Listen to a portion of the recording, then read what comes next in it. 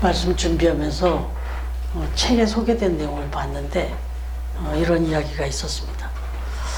어떤 사람이 주차 공간을 이제 찾지 못해가지고 주변을 이렇게 뱀이 돌고 있었답니다. 그러다가 결국 차를 대기는 대야 되겠는데 댈 곳은 없고 시간은 되고, 그래서 중요한 또 일을 봐야 되고, 그래서 그 주차 금지 구역인지 알면서도 거기다 차를 댄 겁니다. 그 차를 대놓고 쪽지 한 장을 꺼내서 글을 썼어요. 그리고는 거기다가 딱 꽂아놨는데 뭐라고 써놨냐면, 이 주변을 30분 동안을 찾아보았지만 주차할 공간을 찾지 못해서 부득이 이곳에 세웁니다. 지금 차를 세우고 들어가지 못하면 저의 일자리를, 직장을 잃게 됩니다. 그리고는 성경 한 구절을 써놨대요. 우리 죄를 사하여 주옵시고 라고 이렇게 써놨대요. 그리고 이제 들어간 거예요. 그런데 나중에 나와 보니까 주차 그 위반 딱지가 딱 붙어 있더랍니다. 그리고는 거기도 또 뭐라고 써놨더래요. 근데 뭐라고 써놨냐면, 저는 이 구역을 15년 동안 돌고 있는 단속 요원입니다. 제가 만약 이 단속 스티커를 발부하지 못하면, 안 하면 저는 제 일자리를 잃게 됩니다. 그리고는 역시 또 성경 구절 한 절을 써놨대요. 뭐라고 써놨냐면, 우리를 시험에 들게 하지 마옵시고, 이렇게 썼답니다. 여러분, 이 이야기를 책에서 읽으면서 이게 실제 일이었는지 좀 뭔가 그 메시지를 주고 싶어서 한 얘기인지 조금 궁금했지만, 그 궁금함을 뒤로 하고 이곳에서, 이 책에서 이 이야기를 들어서 해주고 싶었던 이야기는, 사람들은 저마다 다 자기 입장이 있고 자기의 그 처지에 다 묶여 산다. 누구든지 다 자기 입장과 자기 처지에 따라 거기에 묶여서 어쩔 수 없이 그렇게 살아가더라는 거예요. 근데 이게 이 주차의 문제만이 아니잖아요, 사실. 어떤 일이든지 우리가 살아가는 인생 속에서 다 자기 입장이 있고 또 각자마다 자기 사연이 다 있어요. 그래서 어느 분이 그런 얘기를 하더라고요. 서울시에 1000만 인구가 사는데 오늘도 1000만 명의 1000만 가지의 스토리가 만들어지고 있다. 다 각자 자기 삶의 그 목적과 자기 삶의 어떤 이유와 자기 삶의 입장과 뭐 이런 것에 다 묶여서 돌아가면서 사는 거예요. 다른 사람 돌아보고 할 여력도 없어요. 그걸 이제 좀 더 정리해서 말하면 그걸 가치 기준이라고 그러죠. 내가 살아가는 삶의 가치 기준, 이 가치 기준에 따라서 살아가는 거예요. 그러다 보면 사람은 그 가치 기준에 묶여서 사는 거예요. 근데 오늘 말씀을 보면 아주 극명하게 두 종류의 사람이 나와요. 아니, 세 종류가 나오지, 정확하게. 먼저 두 종류 사람을 좀 이야기하자면, 이 말씀의 이야기는 아시다시피 지난번에 우리 감사의 힘이라는 말씀으로 나눌 때 살펴봤지만, 이 사도 바울 일행이 이 빌립보성에 들어가서 복음을 전하는데 누가 알아봐요? 그 귀신 들린 자들이 알아봐요. 특히 귀신 들린 여종이 탁 알아봅니다. 먼저 말 그대로 귀신같이 알아봐요. 네. 그래서 지금 복음을 전해야 되는데 자꾸 따라다니면서 귀찮게 한단 말이에요. 막 입술로는 지극히 높은 하나님의 종으로서 구원의 길을 전하는 자라고 선포하는 것 같은데, 이게 지금 계속 귀신 들린 자가 이렇게 떠들고 다니니 이 복음을 전하는 그 의미가 지금 자꾸 방해가 되잖아요. 그래서 사도 바울이 귀신을 쫓아내버리잖아요.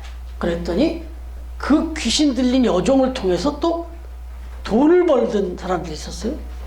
이 사람들이 귀신 들린 그 여종이 그래도 또 그 점치듯이 사람의 어떤 앞길이고 뭐 이런 것들을 이렇게 봐주면서 돈을 벌고 있었는데, 그 귀신을 내쫓아버리니까 아무 의미가 없어져 버렸어요. 사실 귀신 내쫓아져서 그 여종은 온전한 정신이 됐으니까 사실 감사한 일인데 그것도 모르고 결국 그렇게 됐고, 예, 그런 일이 벌어졌어요. 예. 그런데 이 일을 우리가 보면서 여기와 관련돼서 사실은 이전에 뭐 기적도 벌어지고 또 이 일들이 있잖아요. 기적이 벌어진 일, 이 일수에도 이 여종이 이렇게 나음을 입어가지고 이걸로 돈벌이 하는 사람들이 자기들 돈벌이가 없어지니까 이 사도 바울과 이 신라의 일행을 고소해가지고 불법 재판을 거쳐가지고 그걸 감옥에 집어넣고 엄청나게 폭력을 가하고 그랬던 사람들도 있고 나오죠. 예, 그런데 중요한 건 여기서 먼저 귀신에 붙잡혀 사는 여종입니다. 사실 이 여종이라는 말 이미 자체 나왔잖아요. 여종이라는 말 자체가 당시의 말이나 우리가 보면 노예잖아요, 노예. 그럼 노예라고 하는 건 이미 묶여 살고 있어요. 이미 자기 뜻대로 살 수가 없어요. 뭐 내 판단, 내 기준, 내 가치대로 사는 게 아니에요. 그냥 주인의 판단, 주인의 가치, 주인이 하는 말, 주인이 시키는 일, 그거 하며 사는 게 노예예요. 여종이라고. 그런데 이 여종은 여기에 귀신까지 들렸어요. 그래서 또 귀신이 시키는 말, 귀신이 하라는 일, 이것만 하며 사는 게 됐으니 이중으로 지금 붙잡혀 사는 거예요. 참 불쌍한 인생이죠. 안타까운 인생이죠. 여러분, 이 귀신 들린 여종을 생각하니까 그 생각이 났어요. 우리 영화 아바타라는 영화가 있었어요. 저는 영화를 보지는 않았는데 하도 많이 TV에서도 해줘갖고 잠깐은 봤는데, 하나 분명하게 그냥 제가 기억하고 있는 것은 가상의 그 사이버 공간에서 이야기이긴 한데 그냥 가상의 인물이에요. 그리고 실제 그 가상의 인물을 조종하는 배우는 따로 있어요. 그래서 그냥 그 배우하는 그 배우에서 가상으로 이렇게 사용하면 그냥 이용당하는 역할을 하는 게, 그대로 하라는 대로 하는 게 아바타야. 지시하는 대로 그냥 말하라는 대로 그대로 행동하고 사는 게 이게 아바타라고. 근데 이 아바타 인생이 우리 인생에게 주는 여러 가지 메시지가 있었는데 상당히 많은 부분들이 공감을 한 것 같아요. 그러니까 이 제임스 카메론이라는 감독이 이 영화를 만들었는데 그 당시에 1300만 관객을 동원했고 전 세계적으로는 기록을 세웠다고 그래요. 근데 우리나라에 지금 이게 2009년에 했는데 13년 만에 또 2가 나온답니다. 다음 주쯤에 나온대요. 근데 이게 왜 이렇게 빅히트를 치고 인기를 얻겠어요? 무언가 공감이 되는 거예요. 무언가. 여러분 한번 생각해 보시겠어요? 예수님 믿지 않는 사람들이 주로 그런 말이 많이 있지만, 여러분 귀신에 붙들려 사는 사람들 참 어처구니 없어 보이죠? 그런데 이 시대에 수많은 사람들이 귀신에 붙들려 살고 있다는 거 알고 계시나요? 제가 말씀 좀 드려보죠. 이사 하나를 가는데 손 없는 날을 택해서 이사합니다. 손 없는 날이라는 게 도대체 뭔가 한번 찾아왔어요. 그랬더니 이 떠도는 귀신이 있는데 날짜에 따라서 막 어떤 사람의 일을 방해하는, 그러면서 따라다니는 그런 귀신이 있다는 거예요. 날짜를 따라 방향을 찾아가면서 막 돌아다니면서 그렇게 사람의 일들을 방해하고 해방하는 그런 귀신이 있다는 거예요. 그래서 그 날짜를 잘 따져가지고 그 손이 없는 날이라는 건 귀신이 역사하지 않는 날이라는 거예요. 방향을 따라 돌아다니기 때문에.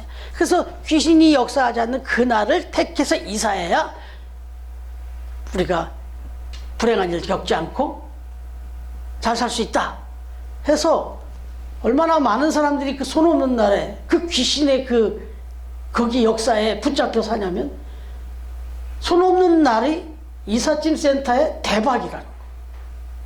그리고 이삿짐 비용도 제일 비싸요, 그날이.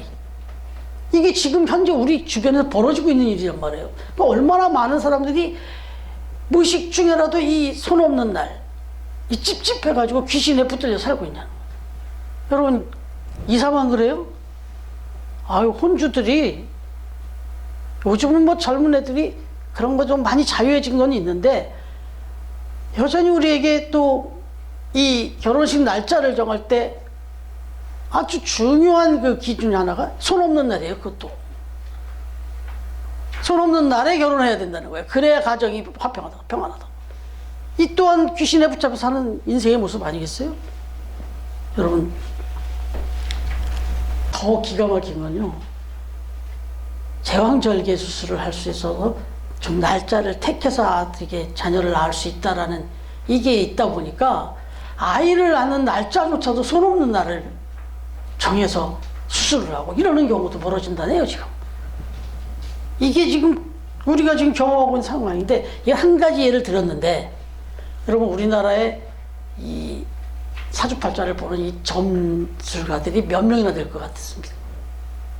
몇 년 전 통계예요. 제가 지금 알고 있는, 확인한 게 몇 년 전이랍니다. 근데 우리나라에 이 점술가가 40만 명이 넘는다네요. 어마어마합니다. 뭐. 전국의 목사님들이 몇 명이나 될 것 같습니까? 10만 명이 좀 안 돼요. 10만 명이 잘 안 되거든요, 전국의 목회자가. 그런데 점치는 점술가가 40만 명이 넘어요. 이거 좀 더 실감나게 얘기해드리면, 이 40만 명이나 넘는 이 점술가들, 점쟁이들에게 1회 이상 점을 본 사람, 한 번 이상 점을 본 사람, 그러니까 뭐 5번 본 사람, 10번 본 사람도 있죠. 이런 사람을 연 인원으로 따져보니까 1억 명이 넘는다는데요. 이 점술가 집에 찾아가서 점 본 사람이 점 본 횟수를 찾아보니까 1억 2천, 한 1억에서 2천 정도 되더래요. 1억이 넘고. 그래서 이거를 또 계산으로 따져본 거예요. 가서 복채로 10,000원씩만 지불했다고 따져보면 얼마나 했더니 1조가 넘어요. 그래서 이 시장이 황금 시장이랍니다. 이 얘기를 뭘 반증하는 거예요? 제가 뭘 말씀드리는 거예요? 우리 대한민국에 사는 이 시대의 많은 백성들이, 국민들이 귀신에 붙들려 산다 해도 과언이 아니에요, 이게. 여기 지금 이 귀신에 붙잡혀 살던 이 여종 문제가 아니에요. 지금 21세기를 살고 있는 대한민국의 현실이기도 하다고. 여러분, 조금만 더 얘기할게요. 그러면 우리 그리스도인들이니까 우리는 거기에 자유하다 자신할 수 있는지. 분명히 우리 안에는 없을 걸로 확신하고 제가 말씀드리는데, 이 점집에 요즘은 기독교인 환영이라는 걸 써놓은대요. 기독교인 환영이라고 써놓는답니다. 그러니까 그 얘기가 뭐냐면, 너무 주저주저하지 마 들어오라는 뜻이래요. 그 얘기는 또 기독교인들 많이 온다는 뜻이래요, 그게. 평소에 교회는 다녀요. 그런데 결정적인 어떤 문제가 되고 그러면 우리는 기도하라고 그랬잖아요. 근데 그게 아니야. 자녀의 문제, 직장의 문제, 어떤 문제가 되니까 이게 답답한 거야. 그러니까 누구를 통해서 듣든 교회를 다니던 사람조차도 점집을 찾아가더라는 거예요. 그게 지금 점쟁이들이 하는 얘기예요. 점쟁이들이 정말 많이 찾아온대요. 크리스찬들이 교회 다니는데 하면서 온다는 거예요.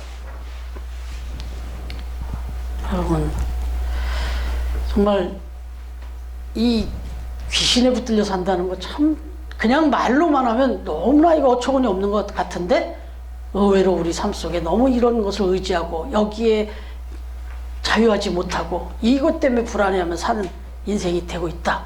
이거 정말 우리가 생각 많이 해야 된다는 거예요. 그런데 조금 더 구체적으로 들어가 보면 성경에 보면 잠언 6장의 내용을 한번 나중에 읽어보세요. 잠언 6장. 그리고 요한일서 3장 10절 이 말씀을 보시면 사탄의 가치관이 나와요. 사탄이 가지고 있는 성품이 있어요. 특성이. 근데 그게 뭐냐면 우리가 잘 아는 것들이에요. 이미 저와 여러분 안에 가득 찰 수도 하면 좀 과언인지 모르겠는데 우리 안에 이미 많이 들어있는 거예요. 뭔지 아시겠습니까? 미움, 다툼, 시기, 질투, 거짓, 교만 이런 것들이 사탄의 성품이래요. 근데 지금 저와 여러분 안에 이런 게 있습니까? 없습니까? 있잖아요. 오늘도 날마다 이것 때문에 고민하며 살지 않습니까? 우리 오늘 선집사님 기도해 주셨는데 주일에 와서 예배 드리면서 말씀을 들으면서 결단도 하고 이렇게 살아보려고 하는데 돌아서서 보면 여전히 내 마음속에서 이게 계속 나를 다스리고 있거든요. 왜 이렇게 미움이 자꾸 생기는지, 왜 이렇게 자꾸 시기가 생기고, 왜 자꾸 나는 거짓말을 이렇게 많이 하며 사는지, 때때로 나는 왜 자꾸 이렇게 교만해지는지. 여러분 정말 우리가 단단히 깨어있지 않으면 이런 성품 속에 산단 말이에요. 그럼 뭐예요 이게? 이게 귀신에 붙들려 사는 거예요. 이게 사단에 붙들려 사는 겁니다. 왜 마음에 정말 진심은 선하고 사랑과 소망과 희망과 기쁨과 이런 걸 가지고 살고 싶은데, 그런데 왜 자꾸 나는 이런 것에서 자유하지 못하고 있어요? 이게 사탄에게 붙잡히는 거예요. 그래서 그러는 거예요. 이걸 떨쳐버려야 된다. 어떻게 떨칠까요? 다른 방법 없어요. 악은 선으로 이기는 겁니다. 우리 인생은 연약해서 가만히 있으면 분명히 무엇인가에 붙잡히게 돼 있어요. 그래서 사단에게 붙잡히지 않기 위해서는 영적으로 붙잡혀야 돼요. 말씀에 붙잡혀야 되고 하나님에 붙잡혀야 되고 이 복음에 붙잡히는 거예요. 그래서 딱 붙잡히면 흔들리지 않아요. 그래서 신앙생활을 하는 것이고, 그래서 말씀을 읽는 것이고, 그래서 기도하는 거예요. 그렇게 해서 붙잡혀야만 이런 사단의 흔들림에 우리가 자유할 수 있다는 거예요. 그래야만 미움에서도 다툼에서도 시기에서도 질투에서도 거짓에서도 교만에서도 우리가 자유해질 수 있는 거라. 그래서 오늘 말씀은 우리가 단순히 귀신 들린 여종 얘기가 아니라 이렇게 붙들림 받아 살 수가 있구나. 여러분 이게 첫 번째고, 두 번째는 이 여종의 주인이에요. 주인. 이 사람들은 뭐에 붙잡혀 사는 겁니까? 돈이에요. 돈. 오로지 물질입니다. 여기에 붙잡혀 사니까 사람이 사람으로 안 보여요. 여종도 분명히 인격을 가진 사람이잖아요. 그런데 이 여종에게서 돈벌이가 빠져나가니까 뭐 난리가 납니다. 막. 말도 안 되는 고소를 하고 말도 안 되는 폭력을 가하고, 그리고는 결국 거의 죽이는 거 아니에요? 거의 죽음의 상태로 몰아넣었잖아요. 그렇게까지 해요. 돈에 붙잡히면 이렇게 됩니다. 사람이 돈에 이게 확 뒤집히면, 돈에 완전히 붙잡혀지면, 물질에 붙잡혀지면 다 돈으로 보여요. 산은 산이고 물은 물이다. 이게 어느 스님이 이런 말씀하셨는데 아주 기초적인 얘기예요. 왜 그 얘기가 나왔냐면, 사람은 산도 돈으로 봐요. 물도 돈으로 보고 모든 자연이 다 돈이야. 그래서 자연이 이렇게 파괴가 되는 거예요. 사람들이 사람을 해치는 이유가 뭐예요? 다 돈으로 보이기 때문에 그러는 거예요. 여러분 바로 이 여종의 주인들은 그랬다는 거예요. 그런데 16절 보세요. 16절 주인이라고 나옵니까? 주인들이라고 나옵니까? 16절에 주인이라고 단수로 나옵니까? 주인들이라고 복수로 나옵니까? 예, 여종 한 명 얘기가 나오는데 주인들이라고 나와요. 이 얘기는 이 여종 하나가 지금 사건에 연루된 거고, 이런 여종들이 여럿 있었다는 거예요. 어떤 면에서는 아마 가짜로 이렇게 점치게 만들었을 수도 있어요. 돈벌이가 되니까. 주인들이라고 나와요. 여러 명이 있었다는 거예요, 이런 사람들이. 여러분, 이게 우리에게 또 시사해 주는 바가, 돈에 이 붙잡혀서 사는 사람들이 많다는 거예요. 이 시대에도 많잖아요. 여러분, 이건 좀 심한 예화지만 현대인에 대한 단면을 보여주는 이야기인데, 이런 이야기가 있네요. 어느 한 가정이 해수욕장에 놀러 갔답니다. 그 어린아이가 수영하는 재미 빠져갖고 자꾸 물속에 자꾸 깊이 들어가니까 엄마가 이 녀석아 그 길이 들어가면 어떻게 빨리 나와 막 혼을 냈다는 거예요. 그랬더니 이 아이가 짜증을 내면서 나오면서, 아니 아빠는 저렇게 막 들어가도 뭐라고 안 하면서 왜 난 이리 들어가면 뭐라고 하느냐고 막 짜증을 냈대요. 그랬더니 엄마가 하는 소리가, 아빠는 보험을 들어놨으니까 됐지, 너는 보험 안 들어놨단 말이야, 이렇게 얘기를 했대요. 이건 뭐 웃자고 한 얘기겠습니까? 이게 실제로 벌어진 일이잖아요. 이것도 우리 매스컴에서 얼마나 기가 막힌 사건을 듣습니까? 자식이 부모를 보험금 착취 때문에 죽여요. 부인이 아내를, 아내가 부인을. 너무 기가 막힌 일이 벌어지잖아요. 극단적인 일이 벌어지는데 우리가 그걸 보면서 너무 기가 찬데, 사실은 조금 작게 들어가면 부모 자식 간에도 물질 때문에 얼마나 많은 그런 관계가 깨지는지 몰라요. 부부 간에도 정말 단순하게 물어보면 지금 그 문제가 되고 있는 그 돈보다 아내가 중요하지 그 돈이 중요하냐고 말이에요. 그 돈보다 남편이 중요하지 그 돈이 중요하냐고. 이거를 차분히 생각해보면 생각나는데, 그 순간에는 그 돈 때문에 남편을 버려요. 그 돈 때문에 아내를 버린다고, 부모를 버린다고요. 가만히 생각해보면 그 돈, 그 부모님과 바꿀 수 있는 겁니까?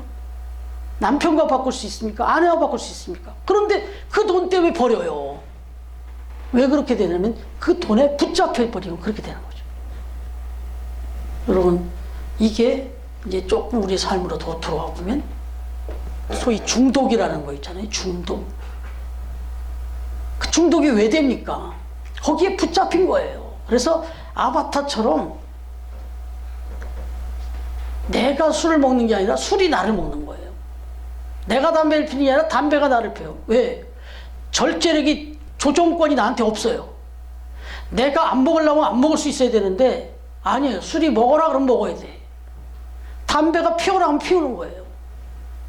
내가 안 피우고 싶어요. 나는 안 먹고 싶어요. 그런데 거기 붙들렸기 때문에 그렇게 되는 거예요.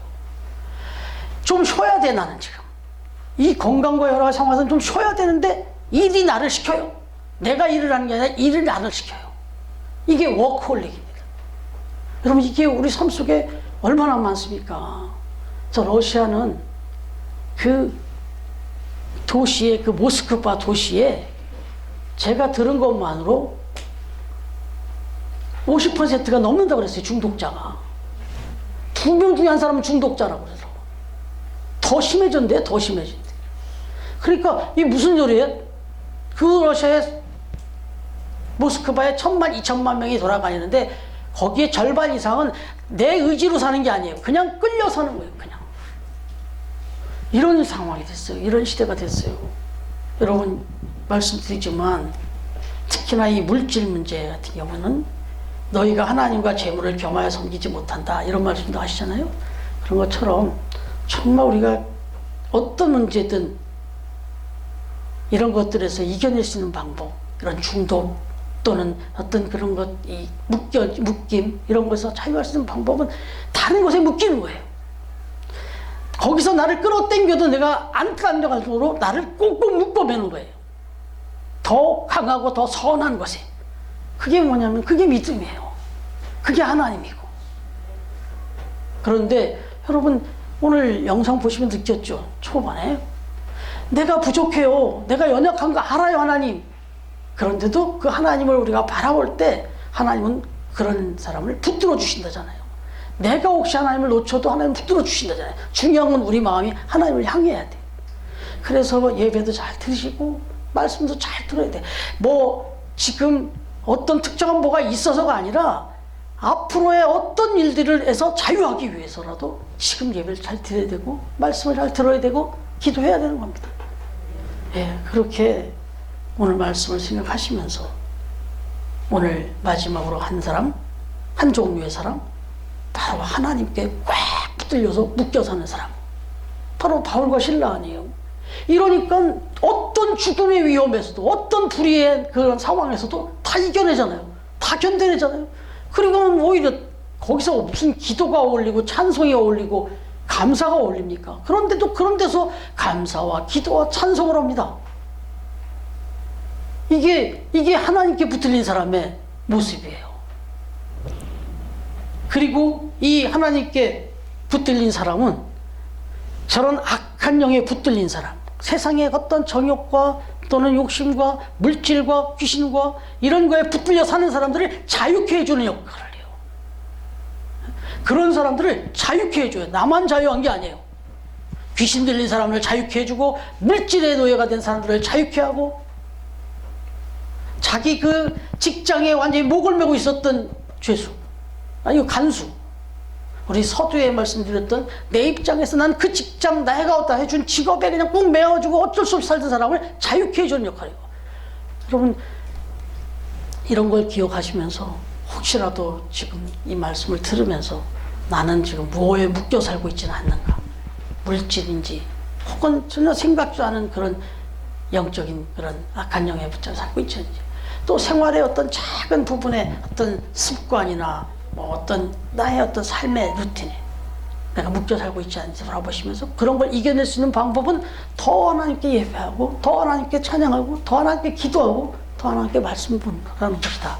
이걸 기억하시면서 적어도 우리 처음 교회 믿음의 가족들은 하나님께 딱 붙들려서 질투, 시기, 미움, 다툼, 교만, 거짓 이런 거에서도 자유하시고, 그리고 또 물질에서도 자유하시고 어떤 영적인 것에도 자유하시면서 그야말로 진리를 알지니 진리가 너희를 자유롭게 하리라 하신 주님의 말씀대로 그렇게 자유롭게 영광스럽게 기쁘게 살아가는 처음 가족들 다 되시기를 주님의 이름으로 축원합니다. 예, 기도.